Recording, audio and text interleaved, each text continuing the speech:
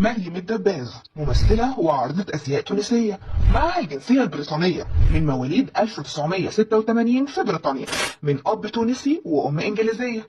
دخلت الجيش البريطاني وكانت هتبقى ضابط، بس مدير الكلية قال لها الشباب مش هيقدروا يركزوا في الحرب ويسيبوا جمالك، عشان كده لازم أفصلك من الكلية واتجوزك أنا.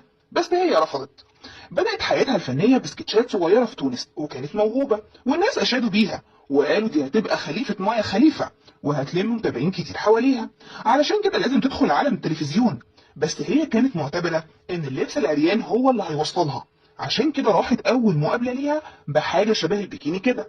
بدون أي شرح راح الأستاذ اللي كان المفروض هيختبرها بلغ عنها البوليس، واتمسكت فعلا لأن ده فعل فاضح في الطريق العام. واتحبست 6 شهور لما لقوها بتستهبل بعد ما اعترفت ليهم انها عملت كده عشان تتشهر. ومن اكتر المواقف اللي اتعرفت جامد بعدها لما لبست فستان احمر وراحت تتكرم في مهرجان سينمائي وقلبت الدنيا فيه، والناس كلها اتصدمت من جرأتها وازاي ماشيه كده ومش مكسوفه ولا مختشيه ان في رجاله واقفه هتشوفها وتتكلم عليها. مريم بتتعمد في اي موقف ليها انها تثير الجدل والناس تتكلم عليها، سواء بتصريحاتها او لبسها المكشوف من كل حته. واكتر تصريح اثار الراي لما طلعت وقالت انها عايزه تامن على اجزاء في جسمها ومستعده تدفع $1,000,000 بس تلاقي عرض من شركه تامين يكون كويس ليها، خصوصا ان ده اكل عيشها ومن غيره ممكن تقعد في البيت.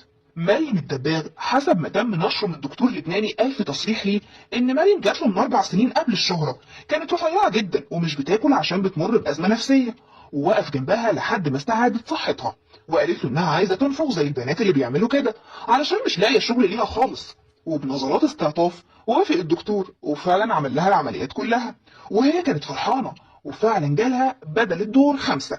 وبسبب كده اشتغلت مذيعة في قناة فضائية بدون أي خبرة سابقة ليها، يعني صاحب القناة جابها علشان بس تنفخها مش أكتر. بس طبعا الكلام ده الناس عارفاه وبقوا يهاجموها بعد كل الكوارث اللي كانت بتعملها في برنامجها. ولحد دلوقتي هي مختفية عن الأنظار ومش بتظهر بس غير على الانستجرام لما الجمهور بيحب يطمن